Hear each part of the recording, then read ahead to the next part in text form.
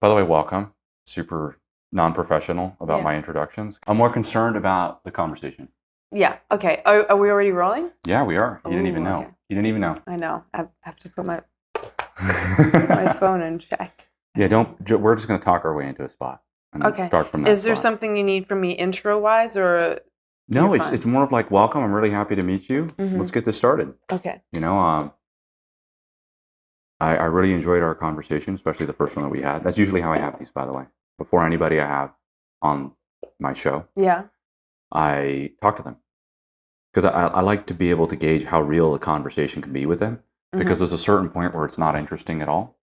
And so I'd much rather not have the conversation. Oh, because you'll see someone on their online presence and it feels like, they're all this and then you have a combo and they can't hold a conversation. Yeah, it's a lack of continuity. Yeah, oh my God. The worst is, I have a podcast too. The worst is, tell me about it. The worst is, the worst is when it's, you have an expert and because you have to pull it out of their nose and it's not a flowy conversation. I'm like giving something that is easy to spitball and then there's like, yeah. You're like, excuse me. Yeah, no, I get it. Yeah, right? And it's like, yeah, well, so. Yeah, I was talking a little bit about the women that I've attracted for years. I'll just start it there. There was always this two-faced component to them. And I always found that interesting. It's like they're split down the middle. It's like you're with two different people. And then, of course, it definitely shines a light on my development, right? Being exposed to, and I think a lot of it had to do with my mother, just growing up, recognizing that her before she became religious and her after made complete sense. And both of them don't know how to be integrated. And you could really say integration is love because it involves you incorporating it into you. Yeah. And you wouldn't do that with something you don't love, which is why it's typically natural to reject these things, to resist them. Yeah. Just what I was saying to you earlier, which was like, I said, I feel like I'm surrendering. And you were like, oh yeah, good luck with that, right? Enjoy the phase that you're surrendering because sometimes you get to that point and it feels like you're getting closer to enlightenment. And then something happens, like the cameras are not charged. And you're like, oh my God. I had to learn how to just, if they aren't on, then it served its purpose. And if I'm pissed that they weren't recording, I was not speaking to you. And I probably wasn't listening either. Yeah. And that's a tough thing to do. Listening, I think people imply that they have the ability to do that. I think it's one of the most virtuous, courageous, powerful things a person can do. To learn how to listen to someone? Learn how to listen. Yeah. Interesting. You could only hear where it's like if you have an emotional wall, I can't listen. And it's like they've done this with couples that are much older. So they realize that they have a harder time listening to each other. And it's like, well, that makes sense. The survival mechanism would love that, especially if somebody's consistently knocking on the same emotional door that they're looking for, right? Yeah. But if they haven't done the work prior to understand that this is the point of the intimate relationship, which is to become one flesh, which is, I think about that sometimes and I go, no, thank you. That sounds like ruining my life. But it's also the very thing that allows me to reach my potential as a man. And I don't think that's without a woman. And that's where our conversation really went very nicely. And I think it also depends on distinguishing between codependency and being able to have a healthy relationship. I think it's just the pendulum has swung so far in the other direction where everything's almost labeled codependency. Oh, you need that person to function and you're relying on them. And it's seen as something bad, whereas human connection is one of our most basic needs.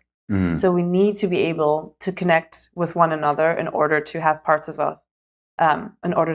us feel safe and feel seen. Like there's parts that you have to do when it comes to self-love and loving your own company and being able to regulate yourself. But I don't think per se, as you just said, like dismissing connecting with another person as something not being as important, that it took that when you said that, it took me somewhere, which was this.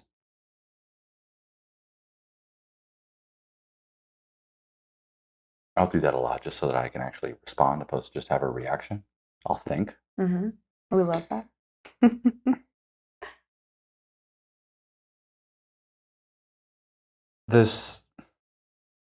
Because it brought up an experience I had just the other day, and I was talking to this one girl, and I said, have you ever felt like you've been one text away? Very relatable experience, right? Where you're thinking of somebody, and you have all of your commitments, right? But you know what you value most. It's when your eyes are closed in the shower, right? Yeah.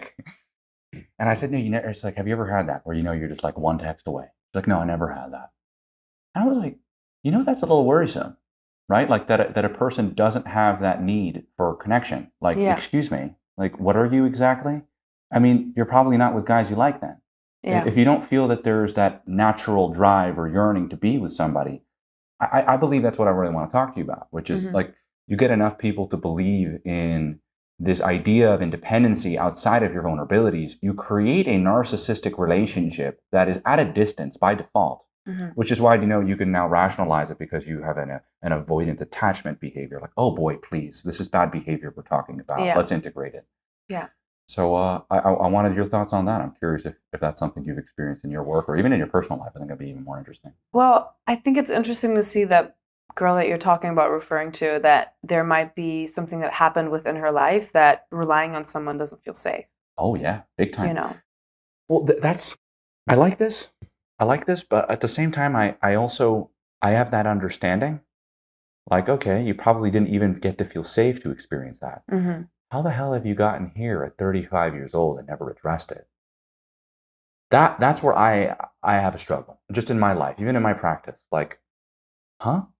Right? Like, did you unconsciously, did you think that wouldn't manifest in your intimate relationships? And the way that you're going to avoid this is by avoiding anybody who makes you feel vulnerable, which is the factor you're looking for, because that means that you can connect with them. And this is a solution? Well, the problem is also see here that person's probably craving vulnerability and craving a close connection, but they're not aware of the fact that they're not opening themselves up, and there's parts of them that have to bloom first to be able to attract that type of partner and to let that type of love in. So I think, as you said, like, coming to this point of awareness, we don't know how aware she is of the fact that there's parts of the inner work that she has to do in order to get there. Yeah, but then this is the part where it gets really dangerous. They claim to have done the inner work. Yeah.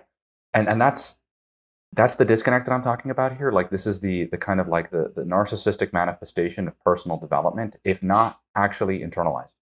Yeah. Like, you internalize it, you become yourself, you dissolute your image, and you exist freely, by the way. Yeah. But if you haven't understood anything about fear, is that, safety and freedom don't go in the same sentence. You have to know what you value. Yeah. And if safety takes precedence, then survival does, not truth. And you want love. It's not where survival is. It's a very, very high level of consciousness to be able to recognize that. And so even when I have my women's groups and my men's groups, I think that there's this underlying naivete that separates a person from what's non-negotiable. And I think what they're naive about is the commitment that they made to themselves and what that's going to ask from them.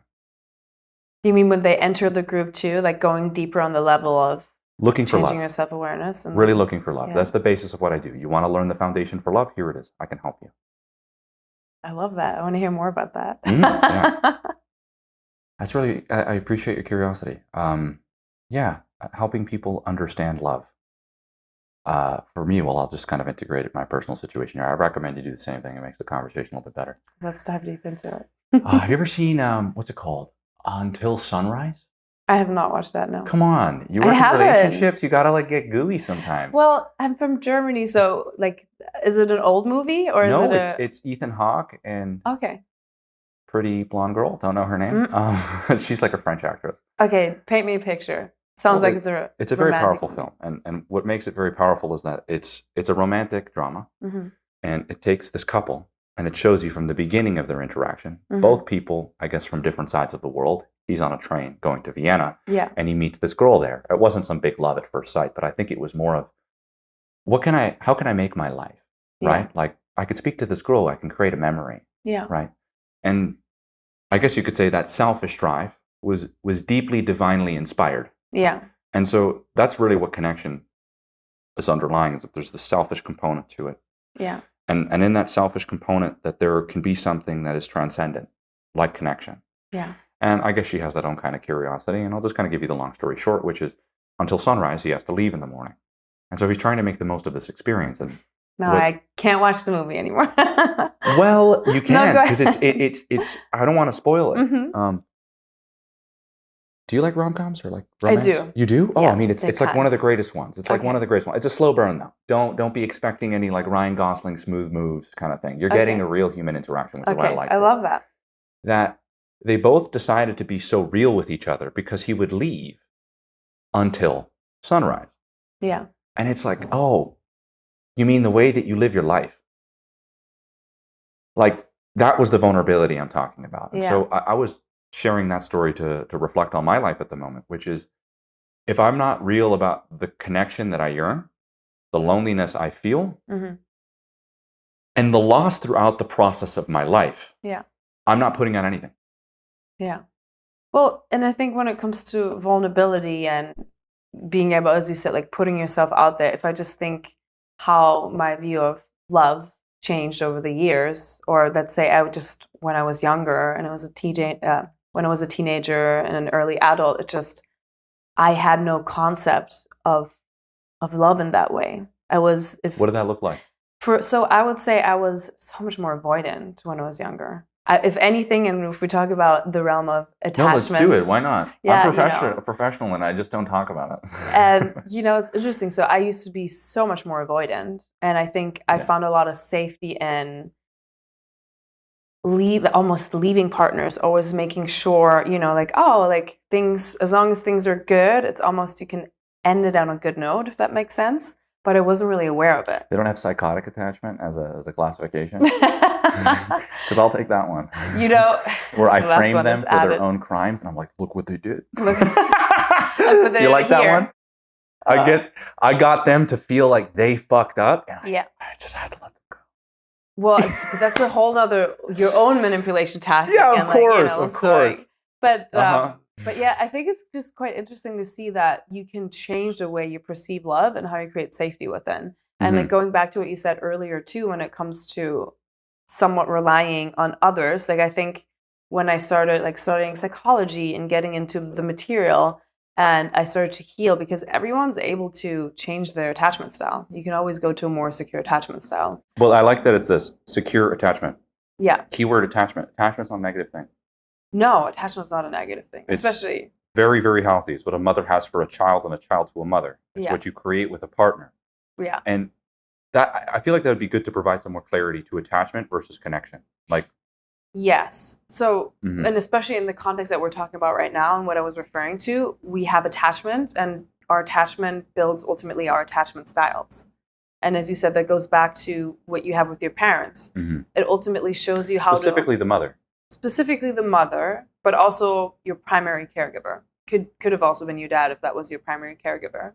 But it forms the way that you give and receive love as an adult every time without a fault. If you didn't look into how your patterns are in love, just look at your past. You're always recreating the way you learn to give and receive love as a child, unless you're making those patterns more conscious and changing them. So, and as you said, there's a difference between learning healthy attachment, which allows you to explore connections on a deeper level and connect with a partner, as you said earlier too, in a more healthy attachment that you don't feel enmeshed or weird about it, that you are to a certain degree, let's say, dependent on a partner, versus when you're growing up and you have a more anxious or avoidant attachment style, you're learning that love might not be fully available, right? It's more like, oh, I'm not 100% sure if I have to earn the love. I'm not 100% sure if it's going to be taken away from me. So we learn how to be a little bit on our toes, because our human nature is so deeply ingrained to wanting to have control. You learn to control the outcome by having, that expressed in your attachment to someone. So you pull away or you try to secure it, right, when you're more anxious. And in those ways, it's just it forms that way how you also form your romantic connections that you're referring to right now. Yeah, I also think if you're completely unconscious of your human nature, the way that you will go about an attachment is incredibly destructive. And that's why I like to provide a little bit more intensity to the conversation, because there is a necessary urgency behind it, which is the responsibility of your life. To think that that's not what love is calling for is exactly where it starts. Yeah. You being responsible for your life. You're going to water the plant. There's no finger to point. Yeah. And that's a journey of acceptance, and acceptance of what your life looks like. And the other day, in the midst of this conversation that I was having here, I said that there's a place in a person's life where they pick up the fragments of themselves. I like that. And she was like, wow, watch those words. You're already implying you're not whole. And I said, who said I wasn't whole? I'm in a room with all my fragments. but let me love it. Yeah. And that's the piecing of it together. Like, don't take that from somebody, you know? And this is where I think that when it's very easy to dismiss certain behaviors under certain kind of attachment styles, for example. And if you take avoidance as a way to validate certain kinds of experiences, it's like, that's not at all what you want to start confirming, because in a lot of ways, some people don't want any of your bullshit. If you're going to call them an avoidance, that's not reflective of their behavior at all, right? And then on the other end of things, you have somebody who poorly communicates, resorts to the worst form of avoidance, which is just inherently ghosting somebody after experiencing something intimate. And somehow that's a virtue. That's called being a coward. And I think that the removal of that from the psychological process has removed people from what bounds them to their experience of life. Yeah. And because now it's like your zodiac sign, you know, like I can talk about, well, I'm an avoidant anxious attachment. Like, oh, okay, congratulations. You just told me how shit this is going to be in the next 5 minutes. Right? And that's the thing, like that's the problem with it. You start over-identifying with it. Mm-hmm. By the way, I do think the biggest problem when it comes to mental health, when it comes to learning more about yourself and personal growth, and as you said, like seeing what your attachment style is when you have the awareness of your problem, but you're not willing to heal it or change it. Don't you? So this is I like to turn up the heat. Let's do that. Let's turn up the heat. If somebody has the awareness of a mechanism that's deeply dysfunctional, as they continue to interact that way without consciously addressing it, I see that as a problem. Yeah, you don't take accountability. That's the problem. What I'm saying, people will just say, oh, I'm XYZ. As you said, I'm identifying with a certain mental health disorder. I identify with being an avoidant. I identify with anything that's in their way ultimately, right? That's negative. So the moment you're just seeing the awareness, and some people think, oh, awareness is enough to change it, which is not. It's the first step. So if you're just resting on it, I think you're being almost reckless. You could observe something to the point of deep frustration. Mm-hmm. And that's really powerful. And you could actually start having faith in the emotional process to be one that aids your life, not removes you from it. Yeah, but the faith is also already taking a step in the right direction versus resting on, this is who I am. So the moment you actually decide to say, okay, like I see my pattern and I don't want to live that way, and I'm aware of the fact that I can attract into my life what I want, if I'm not changing the patterns that I have awareness of, I'm going nowhere. You know, this is I like this because you described something that's very relatable. But what I find to see is that when I see something at its core, I recognize that there has to be a value of truth to make anybody take a step towards or forwards in their life. Yeah. Like, why would you address it? Like, what's the purpose of it? Why do you need to? You can fool everybody else that you have this all figured out.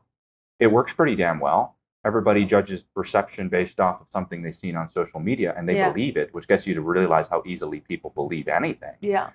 And then now who's to say that they won't believe your performance? And even think about the fact that there's some people, I don't get too deep into this, but that identify with victimhood, right? And they identify with the pain. So they don't even want to change. Like there's someone like who's just, you're so deeply stuck in your story that being able to identify with anything else doesn't feel safe.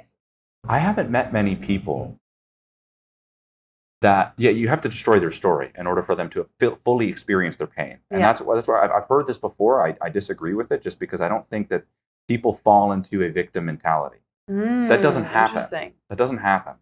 It's a person who creates a story about themselves. Yeah. And the victim mentality is actually a back end way for them to feel powerful. They're not feeling anything but sorry for themselves. There's a big difference. And sorry for yourself is a way to feel powerful because you're fueling your bitterness. Yeah. So I would say that it's actually not somebody who's feeling pain or getting stuck in pain. It's somebody who's refusing themselves to feel the pain of whatever dishonesty they're embodying. Or even a loss that they experience in their life. I know that loss brings people closer to themselves, not further away. Yeah. So a victim is somebody who's feeling something about themselves dishonestly. It's not reflective of their situation. And I don't think that has to do with particularly pain or sadness. I feel that those emotions, when experienced, bring a person towards the best of themselves. Yeah, but they identify with it. They still identify with it. They're the wounded, they're the valiant hero and the wounded warrior at the same time. And you're like, how does that work? And you could hear their story. Their story looks a little bit like this. I fought the dragon I overcame, but nobody was there. Yeah. And on my valiant fight, I became wounded. Yeah. And I'm this altruistic man who's now bearing the weight of the world's suffering. That's completely hubris. Yeah. And at the end of it, it's the way to make themselves feel powerful in a position where they don't want to identify with all of the things that they're actually feeling and experiencing, because that will dissolute their identity instantly if they open themselves up to that. And that's my point too. So I'm thinking of an example with a client recently where she just complains about the fact that, there's no good men, and that the guy that she's in a situationship with, I love that one. Yeah, complete innocence. And she's just like, she sent me and showed me the text that she wrote, and it's like, oh, you're not, like, you're gaslighting me and you're telling me the wrong things, and like, you told me. She drove past a place of a girl she had a suspicion that we're seeing each other, and she saw his car, and she was upset that he didn't tell her. Huh? She's probably right. No. Oh, it was true. And she like sent mean messages, and she just, like, the whole energy of it was like, oh my God, like, I'm the victim. Like, how dare he lie to me and tell me he's not free tonight because he's seeing that girl, and like, she's identifying, and this has happened multiple times. Bambi is what it's called. But let's talk about that in two different instances. But so for her, it's we talked about the fact that she says one thing and she was like, but I'm awesome. I don't understand this. Why he wouldn't want to spend time with me or be in a relationship with me. Where I said, your actions are not reflecting by any means what you want for yourself, right? You're entertaining someone who told you they don't want a serious relationship with you, right? You're entertaining someone who's giving you excuses to not see you, to see someone else. You're entertaining all of these things, and you're like, I don't understand why. And the reason is not in what you think that you want. The reason is reflected in the way you show up for yourself and your self-respect, and in your actions with that person. Yeah, I don't think that person understands self-respect at all, because she's denying her narcissistic behaviors in this. This has nothing to do with him. Ask her who this is really about. If she accepted him from the beginning, then clearly this would have been about a relationship, wouldn't it? Because it would be implying that this is where the guy is, and you agreed to that. Yeah. But you didn't agree to that, did you? Who's this really for? And by the way, that changes everybody's story. And I notice it's very, very difficult for people to accept they're selfish. Yeah, but she over-identifies with that. That's what I'm saying. She over-identifies with being she's the victim in her story. She over-identifies with, this is happening to me, which is so disempowering. Although she has all the tools technically that she can go to, I'm going to choose things that happen for me in contrast.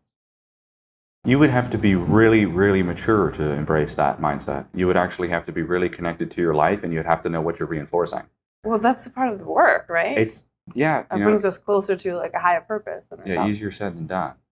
Especially usually easier said than done. Again, that higher purpose. I feel like if a moral foundation is removed from somebody, or a higher story, what ends up typically happens is that they don't really have a drive towards a deeper love. Like, why would you? If it's a journey into this unknown, and you're going to have to face some things that would have never been addressed if everything was handed to you. Yeah. And what if you had to deconstruct something that you have made your God? Why would you do that? Like, what if that God that you've made is actually an identity, right? Yeah. Of who you are. You want to deconstruct that to get a little bit deeper, to get a little bit closer. Well, you got to find something that exists intrinsically. And I believe that is a person's recognition of their potential. That seems to be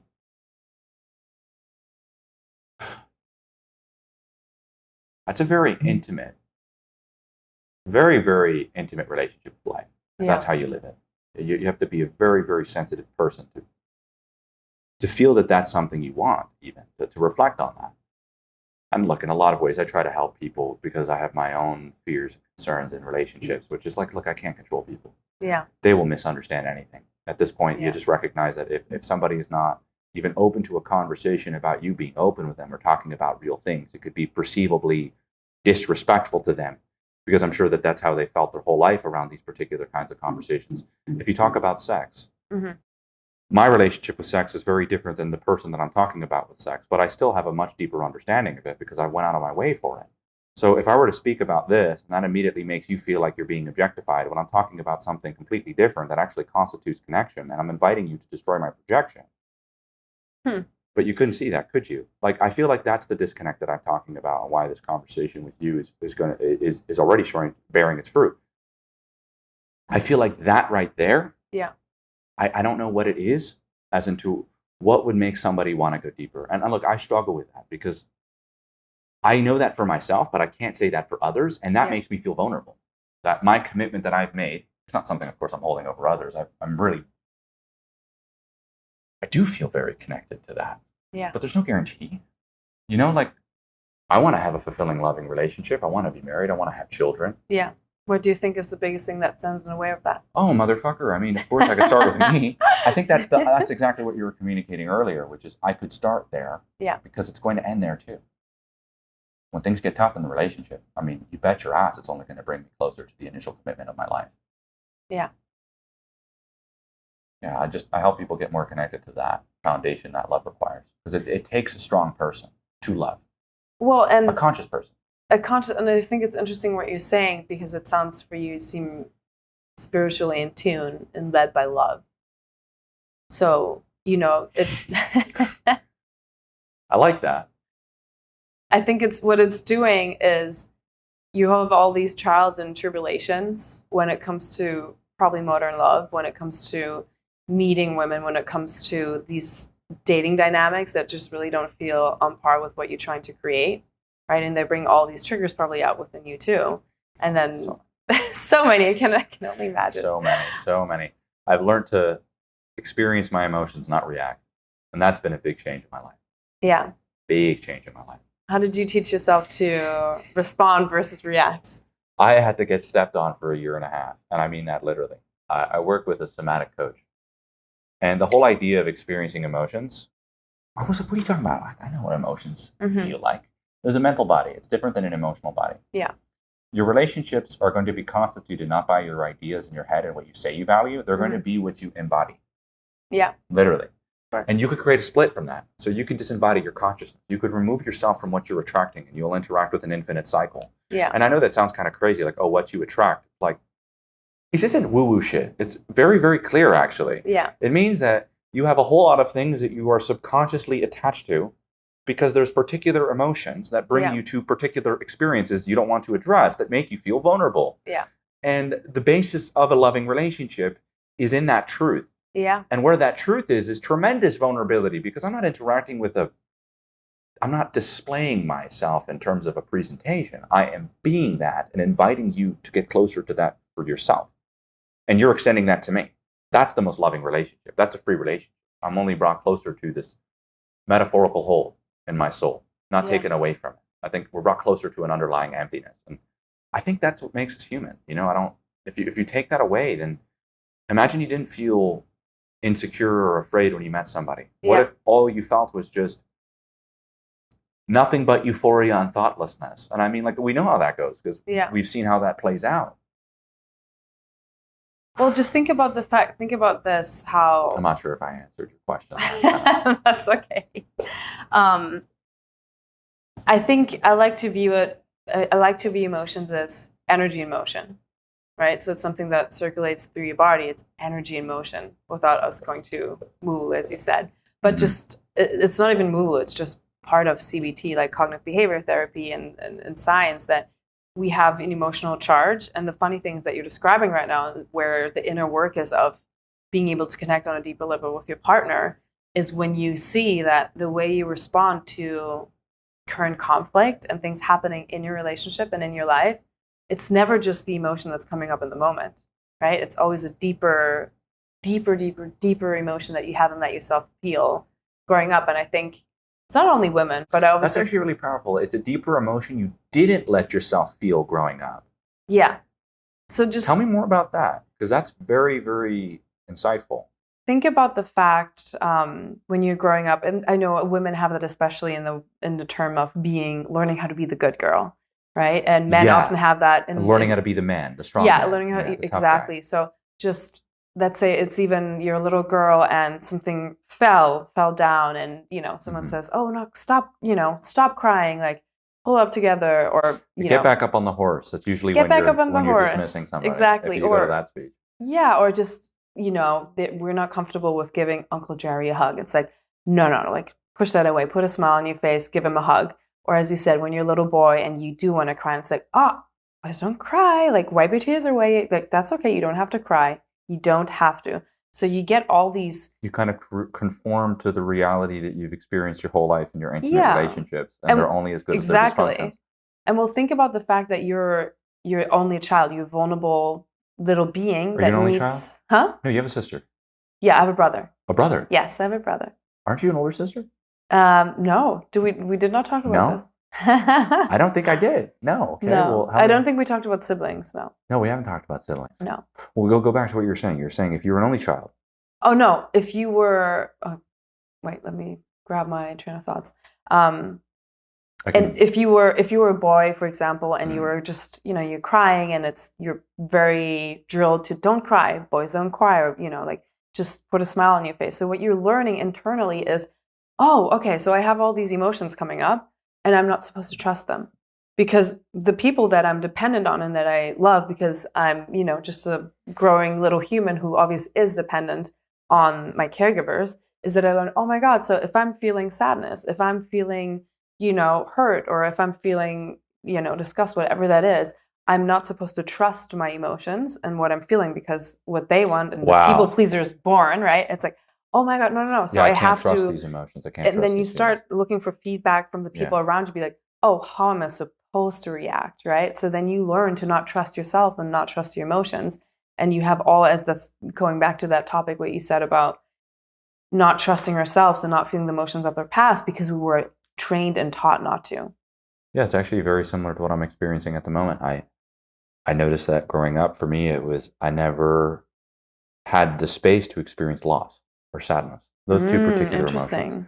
I didn't. Then that eventually started to turn into something that I recognized was in my parents' marriage, which is when my mother was really depressed, my dad was nowhere to be found. And so then the idea of me being depressed that space became impossible for me. And that space was blocked by this, I can't be depressed. And now even more so, I'm a coach, can't do that. Right. Yeah. And, oh my God. Yeah. And that's by the way, that's why I think that, like, again, I believe that narcissism is a part of human nature. Yeah. Because it makes a lot of sense how you can adopt that and create a worldview and get other people to feed that worldview, and you can feed a dysfunction. You could further yourself from that dysfunction. Yeah. And linearly just create distance from that. But again, it's just like you're building on sand. It's born to collapse. It's a lie, like anything else. It comes crumbling. And yeah, it's interesting because I noticed that I could never be depressed. That was what it was. And it was like, but I had deep feelings of that growing up. Yeah. Well, no shit, I'm my mother's son, right? And what I really want to speak to with you here is this humanity component, because it's very easy to kind of fall into these romantic kind of narratives, but they remove you from the miracle of life, which is beyond romantic. It's love. Yeah. Like, you want to experience that, you're going to need faith, but faith isn't a preconceived notion of how it will end. Yeah. Well, love is so much more than romantic love, right? Yeah. But I feel like romantic love definitely picks up on a little bit of the constant miracle of your life. It wakes you up to what existed. But to think that you can just ride that high out until you're dead is where you're wrong, right? Like, you need an initial commitment to help you bind that to your life so that you live with that constant state. But that's something that you're done. That's something that you do initially. And yeah, I wanted to go back to that because it makes a lot of sense why, first off, I don't feel like most people don't really need work with their partners. I feel like most people need to break up. And I'm only saying I'm saying that because I think that we're in a world where most people are looking for connection, and they have not integrated every. And I would say you don't have to integrate every component of yourself. I can actually scratch that. Is that you have to be somebody who's at least willing to make that commitment in order to have a relationship serve it to begin with. Like, the relationship serves your deepest commitment. Like, you're a woman. Yeah. If we're together. Yeah. You cannot change me. You could just inspire the initial commitment I made to change. Yeah. That's it. I agree. That's it. The only thing you can change is a diaper. Don't ever try to change a man. That's my first advice. And I just wanted to go back to the other thing because I recognize that, like, that place I couldn't be is the place closest to myself. Yeah. And I know what union looks like. It starts here. And I could only imagine, this is what I do now. And it's not just this or my coaching or my speaking. It's that thing that brings me closer to my life. Mm-hmm. That thing is what I do. And this is part of the path. That thing. And it's my life. It's a state of being. It's the picking up of those fragments, but it's the most loving experience. It's an adventure. I know that it's in the right direction, and there's so much peace in that. Like even in my loss or these feelings of sadness or the relationships that didn't work. Yeah. And the inevitability of the death of your loved ones. That's a very real thing.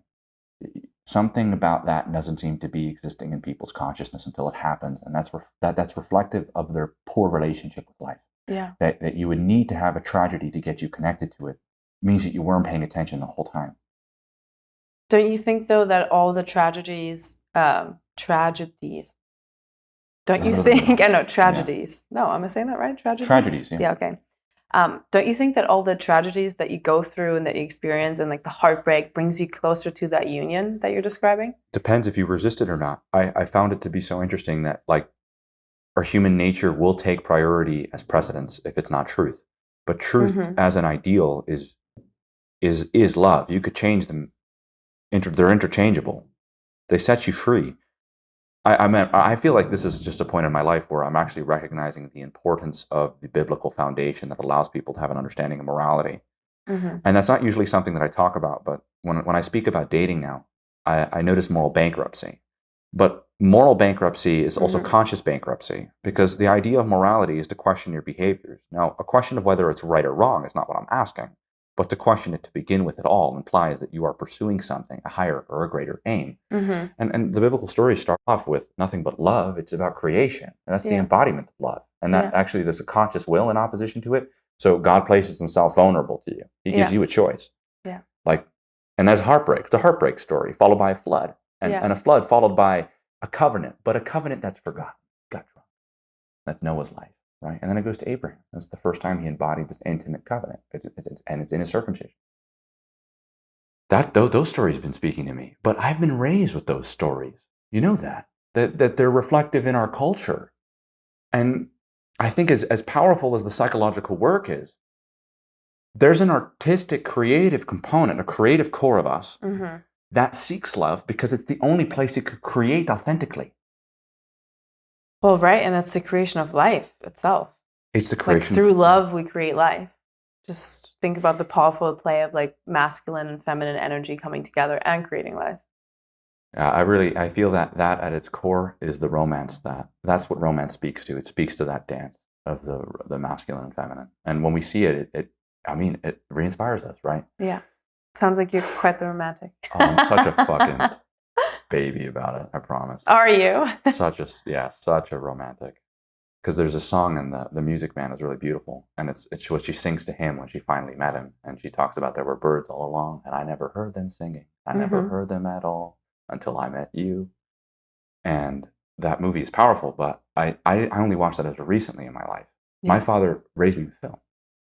And those films were based off of an underlying story that allowed people to have this consciousness of love at all. Have you ever noticed that people like try to nail love, but they're so disconnected? You're like, that's a fucking tragedy.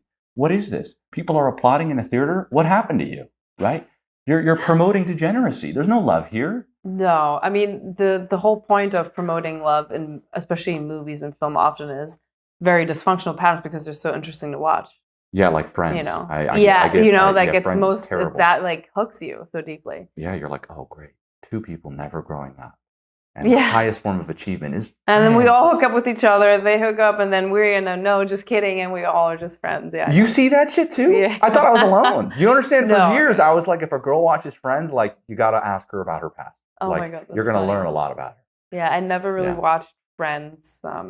No, but I watched How I Met Your Mother. How I Met Your Mother. Have you watched that? No, I haven't, but I heard it's very, very charming.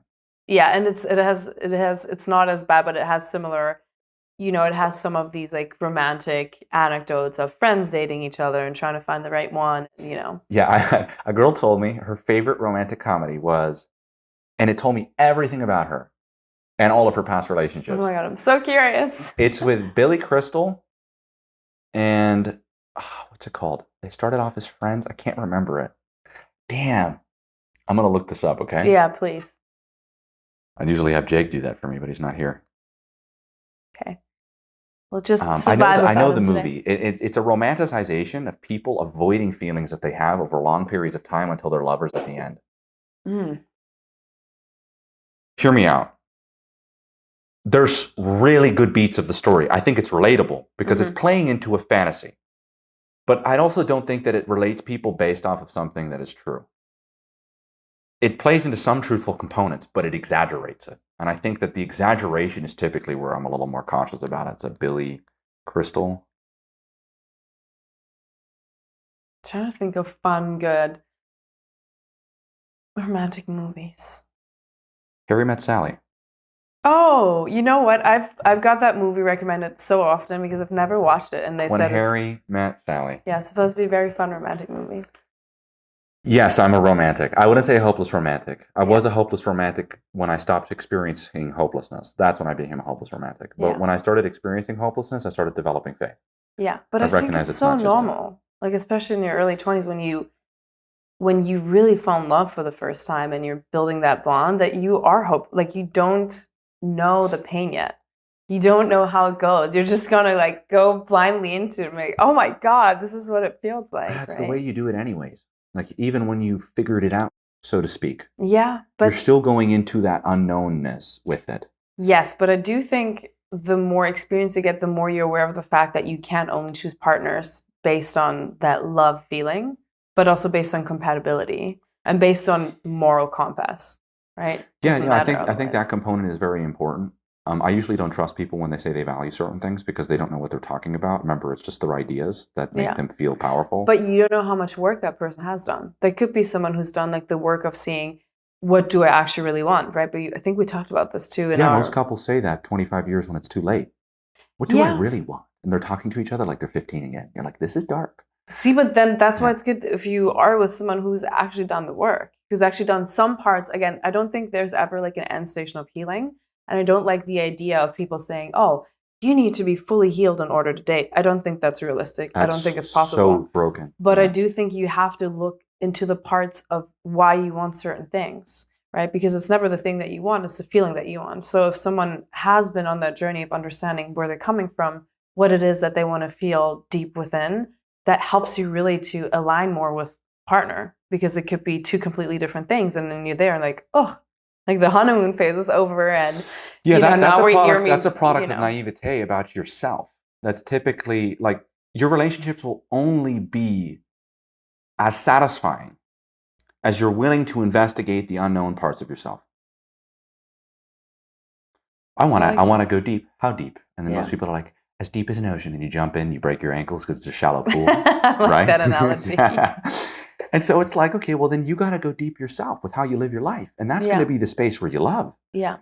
I mean, that's why they create something like Tantra. It's a depth where they've interacted with spirit, but there's levels to get to spirit, and I think I understand it just by the people who inspired me, is that you can't even get to the spirit unless you're willing to get through the shadow, and that means all the parts of yourself that are capable of destruction, that exist consciously, that you like to repress. And then once you integrate that, you could start interacting with the emotional body. And the emotional body is a bereft desert at first. It comes in and rains. And you're like, with your tongue out, just to get some water on it. And then it's another 7 days drought, and you feel it. And people ask you how your day's been. You're like, fucking miserable, right? Yeah. And then as you continue to do that, eventually there's a union with a conversation. And that conversation pulls you. And there's constructs and complexes that surround that pull. Yeah. And as you connect more to the emotion, this is no longer just that I'm feeling sad because my phone broke. Yeah. It's I'm experiencing sadness because there's a disconnect within myself that's cosmic. You bet your ass I want to feel that. Yeah. Or because I have needs and I don't feel that they're existing in my life. And I don't know how to interact with that. There it goes, breaking the constructs that surround it. I think it typically manifests in frustration or anger. Yeah. Yeah, and I wanted to go back to the whole hopeless romantic thing because I feel like at first I was a hopeless romantic. And I think that there are experiences that people have that change their relationship with it. And then there are people who have been betrayed and have not integrated the betrayal.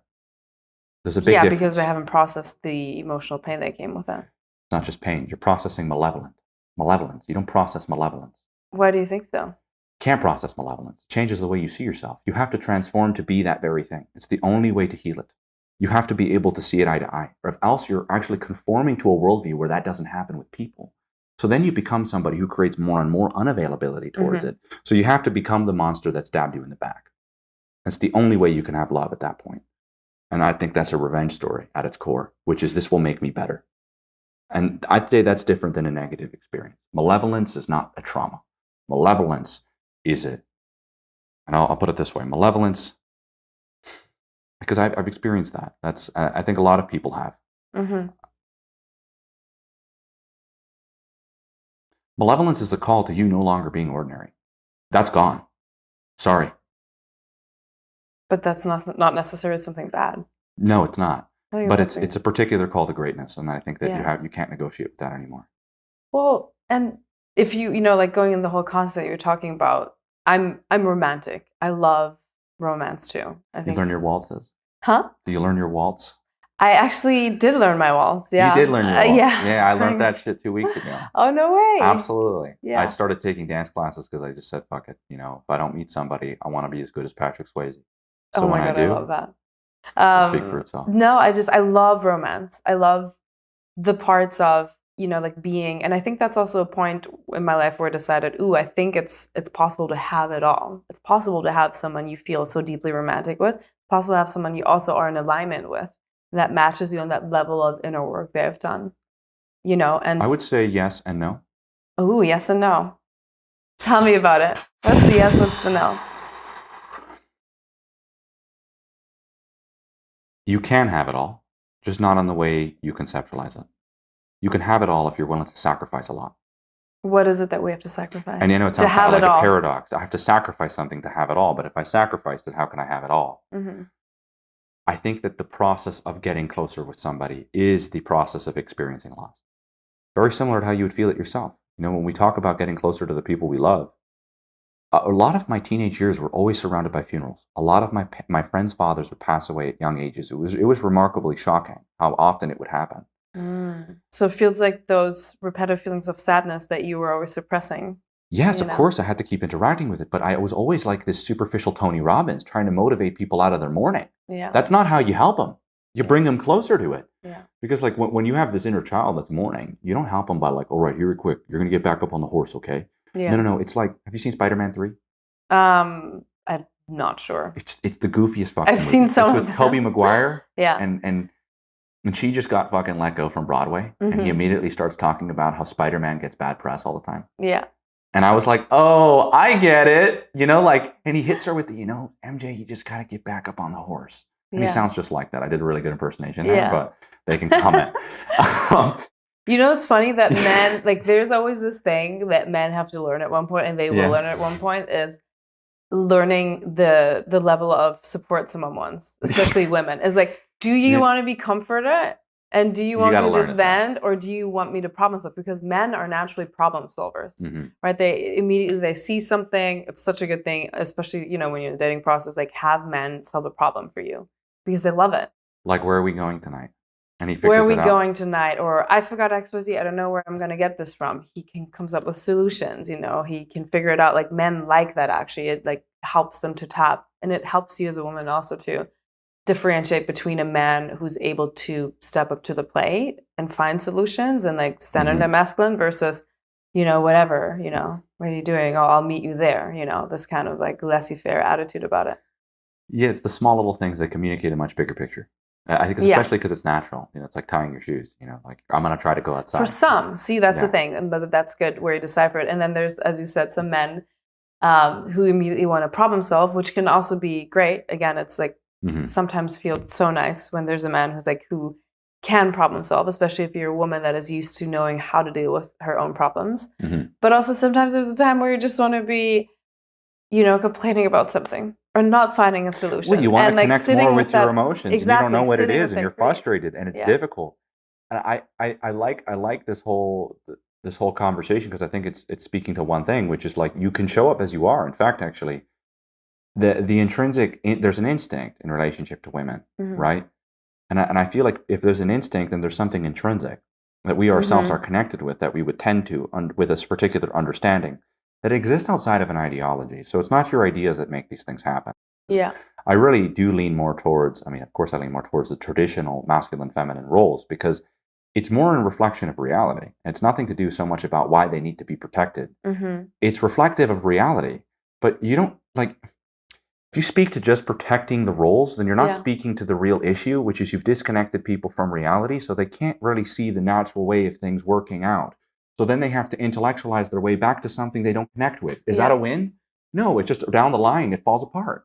In what way do you think you value traditional roles, as you said, masculine and feminine roles? I mean, it's the same thing that makes you a romantic, right? I think it speaks to a much larger truth. I think it speaks to a truth that love reminds us of the goodness in ourselves. And there's a vulnerability to that dance, though. So much. Yeah. So much. Tell me about it. What is it that you value about that? I think I love it because it doesn't remove you from reality. I lost myself in relationships before. And I found myself by being lost. And I think that's part of the process. I just had to realize what I saw, which was a monstrous, narcissistic, psychotic, Machiavellian son of a bitch. Who thought, a lot of self-reflection here. And of course, I was like, oh man, this is great. I can only have a relationship if I repress the person in front of me. Wait, what? You mean me? Like that mirrored that. Yeah. And that's like a level of relationship consciousness is a mirror and then a reflection, but a mirror first. Like you got to see that you don't have the ability to reflect on anything until you recognize that inner space and what that's a reflection of is you. Yeah. But it's not just it's a bigger you. It's not this small you. And I think that beginner relationships kind of look like mirrors. They all are. All your relationships are a mirror to yourself. This is the same concept and principle of your best thinking, your best thought got you here. Your best thought got you here? Yeah. Your best, in this very moment, your best thought got you here. I like that. It feels nice. I don't know what it means, but I like it. I think what it means ultimately, just think of how, like, the thinking that you have about a situation, right? In this case, and based on a relationship, it brought you to what relationship you have. It brought you to how you act and behave in it. It brought you to, how you're reacting as you said, like a self-aware emotional being. But it's all goes back, even your emotional truth is based on a thought. Your emotions come from a thought that you thought. They're not just in your body, right? Well, you don't just get there. Holy shit. You don't want to experience it in your body. You mean a thought in particular? Yeah, well, like think of it this way. Like I believe that when we connect with our inner child using that metaphor, or our child, which is the past, present, and future, you're interacting with with you who didn't negotiate with that potential. They lived it, they embodied it. And what I was speaking to about my vulnerabilities and why this spoke to me so much is because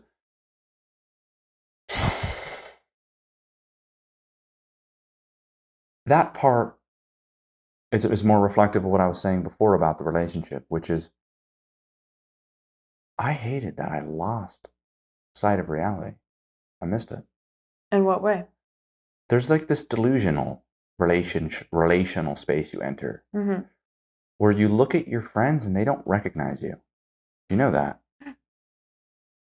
And you look at your partner and you're like, how can I prolong this feeling?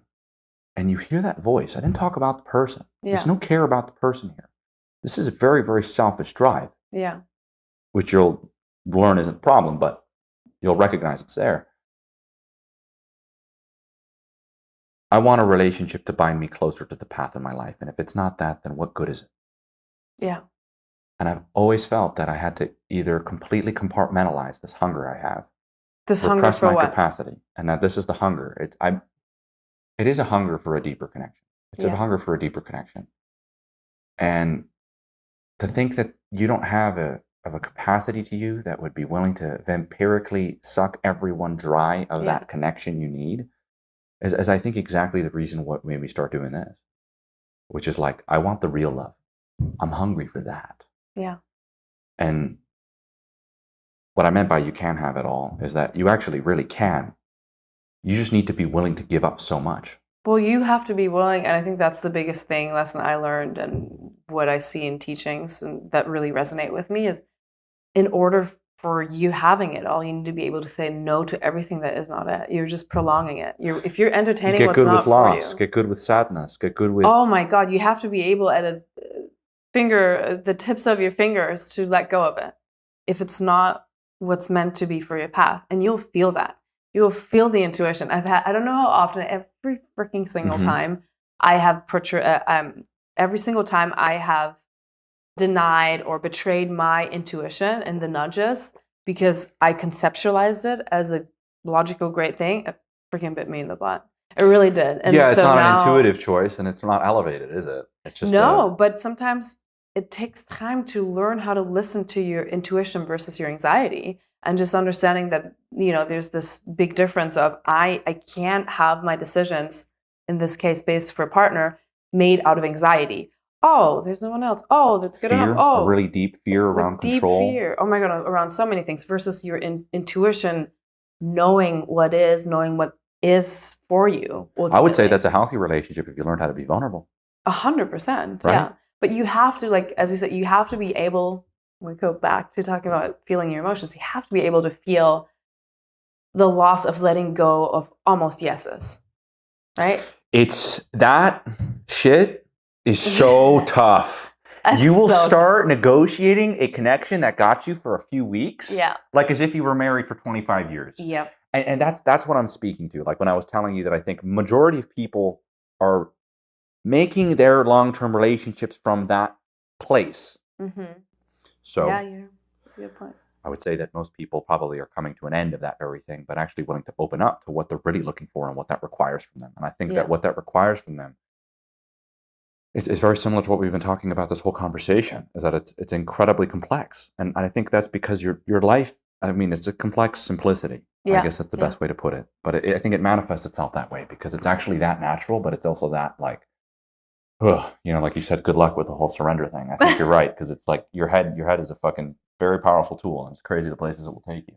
It comes in spurts, and you can sharpen your ability to surrender and to let go. Oh yeah, that's what I'm working on. I want to work on that ability. I mean, if it was so easy, and if you one day just be like, oh my God, I'm surrendered, you'd be freaking Buddha, right? You would be the most self-actualized person, and you wouldn't, you'd be like able to see all the emotions, all the energy, emotion that we talked about, they just flow through you, which is, you said, oh, these parts are hard for me. That's hard. Like it's almost impossible, right? So you really have to may that be meditation, may that be conscious about like what's going on with your body. May that be just like sharpening the way you think about things and reframing them the moment you can catch them. Like those are all things that help you to come to this place to really surrender and let go. So. Two hopeless romantics having a conversation. I love it. No, I don't feel it's that hopeless anymore. Like I said, it's not it was through hopelessness it became belief. Like this is actually true about reality. It's possible. Yeah. It's very, very possible. It's just a question if you believe in that. I think that's what's challenging about love. It's hard to believe. Right. It's very, very hard to believe. See, but that depends on how jaded you are. That depends on how if you allowed yourself after heartbreak to open up again. Right. So for me, I don't see hopeless romantic. I know we can decipher it and go down that road, yada yada. But like honestly, overall, like hopeless romantic, I love it, and I think it's a cute term, and I love being a hopeless romantic. I do believe in love. I do believe you can have it all in that way of you don't have to sacrifice love necessarily, or having that deeper connection that we crave, in order to find like a stable partner, in order to find someone to build a life with. That's a very, very important distinction. Is that like that connection and that stable partner are one and the same. If they're not, you have a belief issue about love. Yeah. And you've created and manifested this limitation as the person that's sitting in front of me right now. Not you particularly, but whoever that is. That's interesting. That's really interesting. I mean, that was what it was for me. It was like, I could have the real thing, and I don't need to hide who I am, and I don't need to have to feed every single dysfunction. Yeah. And because there's something very intimate very vulnerable about an intimate relationship. That I'm inviting the person to see things even about myself I haven't agreed to interact with. Yeah.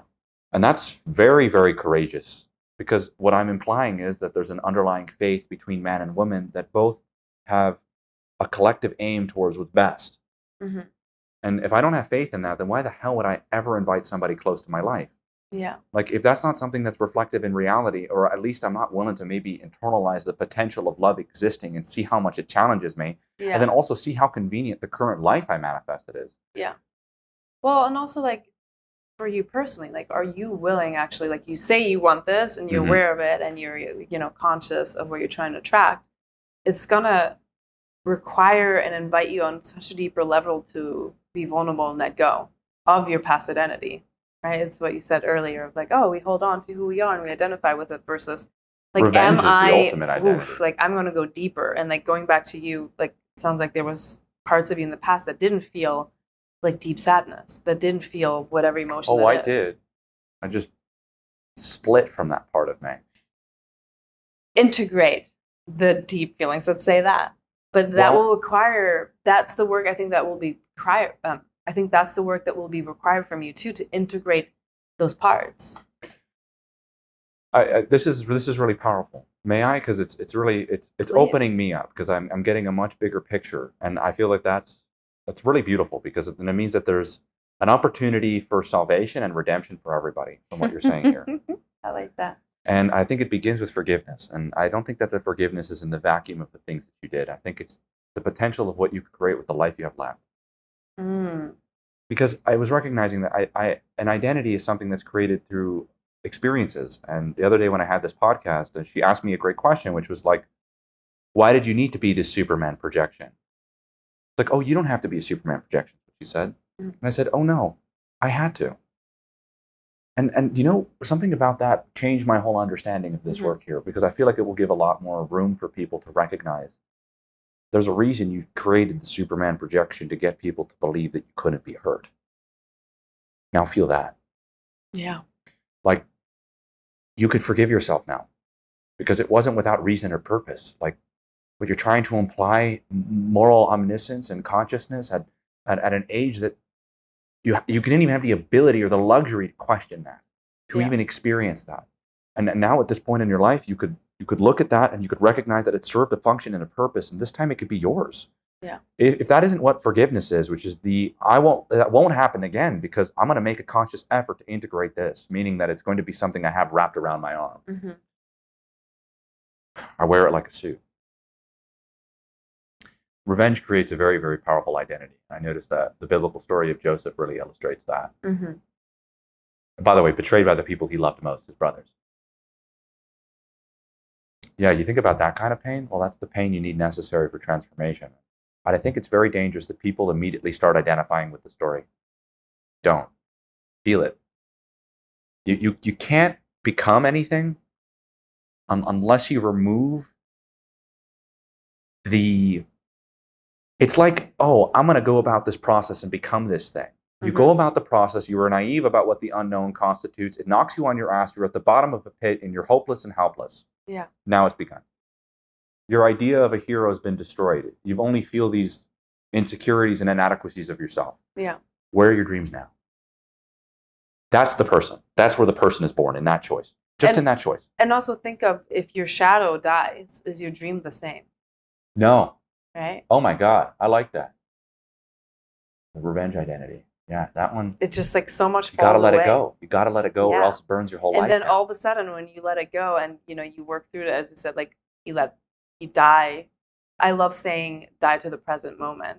Like things that you want shift so rapidly. And I think like learning, as you just said too, like when it comes to heartbreak, even, right? Like there's nothing else I would advise someone. There's nothing else I would advise someone that is going through heartbreak versus is dying to the present moment. Like you need to let yourself impale the identity. Yeah, everything that you believed it would be, everything that you imagined, everything that you identified with, like be okay with just dying to the present moment. When you say that, my mind is like, dude, that is the most difficult endeavor a person could go about in their life. And I think that's why it's so valuable. It's incredibly, extraordinarily difficult, meaningful, and transformative. But it's not easily implied. Like if I'm going to let go of a narrative my whole life where I've had this burning revenge in me, and I'm placed to a point in my life because I've transformed and become 100 times the man that I was before. Yeah, and it will get you there. Bring up or burn down. Yeah. And it seems to me like the Count of Monte Cristo story. Have you ever seen that movie? Mm-mm. Fuck you. Come on. I'm going to leave this episode and I have like a list of movies. And I'm going to just watch all these fun movies. Yeah, I really like for me, I like the older films. Like they really illustrate the romantic narrative. It's not forceful. There's no forcefulness. There's no identity behind it. There's no perseverance of a man needs to be this and a woman needs to be that, or whatever it is. Yeah. They just told a story. Right? And do you feel like that dynamic has just been really tainted or changed, especially within the last 10 years? Yeah, the dynamic between men and women has become a preservation of how I'm seen, whether it's powerful or not. And it's a poorly imaginative understanding of powerful too. So you've just fed every dysfunction and insecurity you ever had in the name of your power. Yeah. Like there's no connection there. In fact, that's why I think it's interesting is that like people just start mimicking the behavior that they have of the culture that surrounds them if they're not exposed to people in their intimate lives, like family. Think about how vulnerable you are to that. Well, and also when we're talking about culture and, traditional roles and that being less implied, more implied, it's just so many things have changed. Think of what's surrounded you. This is really interesting. Mm-hmm. I think we talked about this too. Someone I went out with once told me, and they were in San Francisco, they told me that he was trying to open the door for the girl he was on a date with, and she just shooed him away. And she was like, "Oh my God, stop. Like, I can't even imagine my sister seeing this. This would be so embarrassing." Right? So, and I've heard that quite a bit from men that live in the area, that there's more women that are San Francisco, yeah. Oh, that makes 100% sense. Yeah, that's so not in that environment, exactly. So it's crazy to see the difference of women there standing and seeing that as a weakness almost, right? Yeah, you know what I hear? The utmost form of self-betrayal, that a person would rather embody these feelings of making them powerful as they completely separate themselves from all of their essence. And they would rather preserve people punishing what they are so that they can feel powerful under their poor imagination of it. And I think that was a lot of big words to really just describe somebody who has absolute contempt for themselves. And they've actually, that's the whole thing, is that this is most people's life, right? If I take all the parts of me that I don't dignify, my shadow included, and I put it here, let's put it like this. And the closer this is, the more weak and insecure that I feel. The further away that I keep it, and the more that I reinforce this thing at a distance, the more powerful I feel. That person is split in the middle. There's no power. You don't have choice. Your whole life serves to conform to a reality you don't want to address about you. And what you're doing fundamentally is punishing the men that want to show up for you as you are. But you don't know what that is, do you? So you reject any implication that brings you closer to these two. And it's a complex psychological manifestation to just say that like disconnected people get really nasty and destructive because they seek self-perseverance. That's their aim. They will not consider you. Don't expect them to either. They're preserving something else. Well, mostly their ego. Yeah, easier said than done. Look, I speak from a place of just like, ow. I mean that, fucking ow. There's avoidable pain though. There's avoidable suffering. I'd say that there's meaningful pain, and that's what brings you closer to you. And I think that the avoidable one lets us recognize the consequence of our actions. And I think that's good to pay attention to. A sensitivity as a characteristic is a superpower because you really pay attention to that. And you could refine the process of your sensitivity where it becomes less neurotic, and then you can really connect with the choices that you make, even at your detriment. And that's, by the way, that's inspiring. Because you're existing as that, and other people are looking up to it, and then now you're no longer having to, start your podcast. You could live your life. Yeah. Well, and also people who are highly sensitive, I almost think there is a gift in it. Like it can be your superpower, because it helps you, as you said, like integrating those parts that you just illustrated on a way different level than someone who, as I said, that's why I don't think you could be 50 and not have done the work and be unaware of it. Whereas maybe you're highly sensitive and you were forced down on your knees to do the work, to see the pain, to see the pattern that brought you to a completely different place in your 20s. Yeah, the question of emotions and sensitivity is very interesting because it's very nuanced. I like literally have to dedicate 1.5 hours to really just explain, like even in the groups that I have, the lectures I have, of the dimensions of how it functions gives you a much better understanding of yourself. And there's a lot of freedom in that understanding. But again, you're going to interact with things you have no idea about, especially if you're really doing this. Yeah. And I wanted to go back to what you're saying about the whole, it's like the whole chivalry component. Like, that was there because there was an underlying recognition of the value of women. It was not there for some sort of, I want to get in your pants. Yeah. No, these were deeply connected men. They understood what this meant. This was not opening the door for ulterior motives. Yeah. And so you could see the disconnect also exists there. Yeah. Which is, if he opens the door, what does he expect from that? What does that mean? How does he see me? Right? Well, no, it goes back to a man wanting to provide safety ultimately. Right? It's making sure. Yeah, don't punish him for that. Oh my God, I would never. Right? Yeah, I'm very in that way. I don't think chivalry is dead. I do like someone who's a gentleman. I will. You were what? Something? I didn't hear what you said there. Something dad? Oh no! I said I don't think chivalry is dead. Dead. Dead. Oh my God. Dead. Where do you get that accent from? Dad. Chivalry is dead. You know, I mean, hey, I'm German, so like sometimes it'll come through. It will. Okay, so it's a little bit of a German in there. Yeah. Yeah, I don't think that chivalry is dead. And as I said, if anything, I think if someone's not a gentleman, that's an immediate out. Yeah, you would need to be really connected to the importance of this behavior. Because look, remember, it works. That's what I'm saying. Like, whenever I have my men's groups, I'm like, hey guys, you wanted to come here to learn tactic, manipulation, seduction, and to feed into people's dysfunction. And guess what? It works.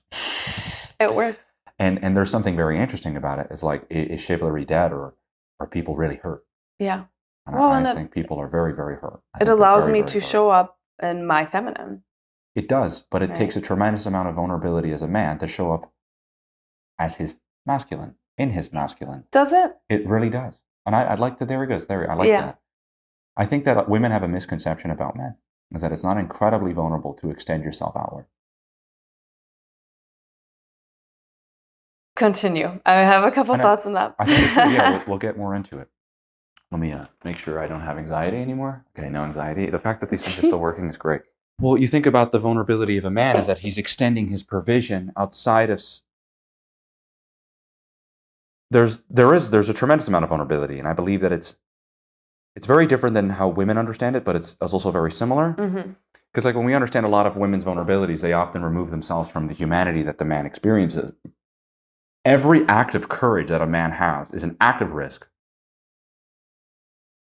Okay, so I'm tempted. I don't know if we're like, go for it. Yeah. But I'm tempted to ask myself, is it that deep, right? Okay. Well, what's your relationship with male vulnerability? I mean, you clearly were like, I don't know if it's there. But when we're talking about simple things like opening a door or having chivalrous behavior, is that an act that goes absolutely, to a way to be deeply seen on a different level? Yes, being seen is a vulnerable expression.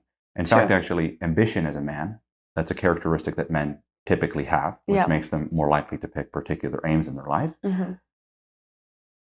That leaves you vulnerable to people not believing in that potentially. If you want to stand by that, you might leave other people behind. Okay, well, there's also plenty of dark nature that men have that make them incredibly dangerous.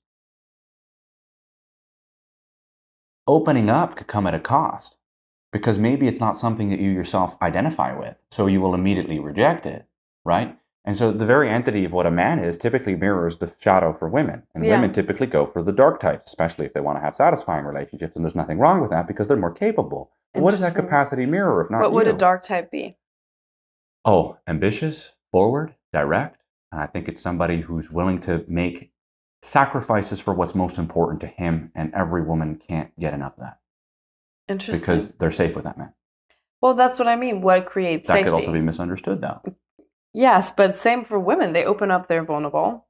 If you show yourself in a certain light, if you show up as your most authentic self, ultimately, you are exposed to that too. I think men and women end up exposing themselves as their most vulnerable selves if they are being authentic. Because you risk, and that's what we talked about earlier too, when we talked about performing. You meet someone and you put your best performance on. Yeah, well, that's what I'm saying. Separate yourself. This is not separate from men or women. I'm saying that I think what was shocking to you is the vulnerability that is in male expression that allows this intimate relationship to exist is not a performance. He's not mimicking something. Yeah. Remember, it's not an ulterior motive. it's for the sake of preserving a much larger truth that man is connected to himself. And you can't make anybody else see that. In fact, maybe you might even pay the consequences of it every time. Yeah. Like, I know how it would work if I met somebody that clearly leans more towards the more liberal ideals and has this feeling of empowerment that has to be embodied in some sort of masculine understanding. She's going to start talking about things. I need to be respected. Yeah. And you're like, where are you getting these things from? Like, you could tell me about your childhood. It'd be more interesting. But instead, now you're making these proclamations about how I need to treat you. And right? again, you have to see it's a weakness if you have to communicate it. There it goes. It's my whole point. So look, my very essence as a man, if I'm really connected to being a masculine man, is extraordinarily vulnerable the same way it is to be a very feminine woman. I can get because I will be misunderstood as a narcissistic misogynist who is sexist and incredibly vulgar. But what I just communicated there was somebody who's very clear about what he wants in a relationship, is very direct about what he needs, and is willing to break the projection that you have with him with potentially his vulgarity. Yeah. But it's fine, you misunderstood everything.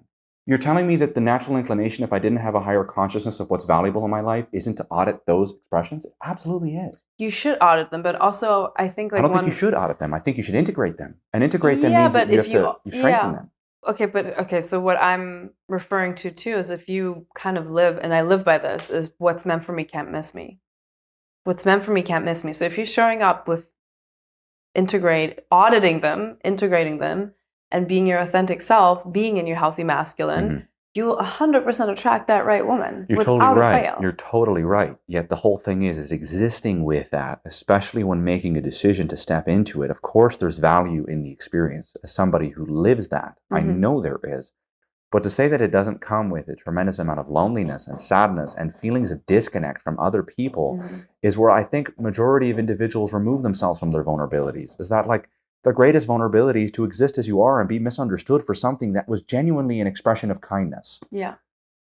You know, having to defend yourself is immediately like, okay, great, and now I get this whole thing. Yeah. That like, if you exist as you are, that's a very, very courageous thing to do. And I think that if women just start seeing men as more of just like an embodiment of this thing that they need to be to let women exist as they are, you're removing yourself from the very thing you like about him, his courage. You're telling me he's not risking everything? Unless it's a performance, because I could do a whole performance. Hey, what's your name? Nice to meet you. Julia? Oh, wow. Yeah. But to say that maybe there's a deeper component there, and then you could say I can live from that place, well, then I'm not living the same way anybody else is living. And I immediately set myself apart. I'm vulnerable to that distance. Yeah. And if I don't start integrating with what's valuable in that cold water, distant from the island, then what's it all for? Yeah. And I feel that there's something that happens in that swim in the dark waters that are really, really cold. And you only get to see it when the island behind you disappears. Yeah. That thing. That's love. Whatever that is. That's love. Because it means that your dreams are no longer just images in your mind. Fantasies. No, they're realities that terrify you. And you're coming closer to them. And maybe your life's purpose is to fulfill them. And then in that case, it's not a question of, can I? I think that's the beauty of life, is that it presents itself before you in probably the least conventional ways possible, like the Joseph story. He's thrown in a pit, sold to another house in Egypt, gets up to the top of the house. The wife of the CEO, to use a better word, tries to sleep with him. He rejects her. The wife frames him, saying he tried sleeping with me. He gets thrown back to prison. And in that prison for 10 years, gets taken out of it, interprets Pharaoh's dream, and then becomes viceroy. That's more reflective of success, isn't it? That's more reflective of love. Yeah. Not this like slowly getting there. Like if you're slowly inching there, like, are you sure you like this? You know, like what if we slowly get you not there? How you feeling? You know? Yeah. Versus being thrown in the cold water. Yeah. It's a really, really beautiful conversation with you today. Yeah. I really had a wonderful time. Yeah. I love the things that you speak about. I love how you speak about it. And I think that your presence communicates your wisdom and the ocean of it that you come with. Thank you very much. I appreciate that. Wonderful. Awesome.